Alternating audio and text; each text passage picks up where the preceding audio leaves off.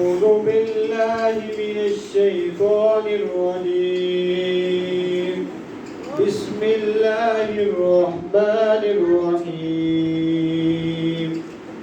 أفحسبتم أنما خلقناكم عبثا وأنكم إلينا لا ترجعون فتعالى الله الملك الحق لا إله إلا هو رب العرش الكريم.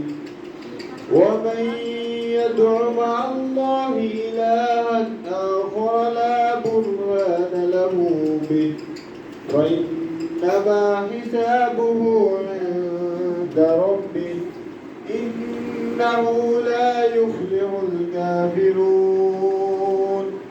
وقل رب اغفر وارحم وأنت خير الراحمين. صدق الله العظيم.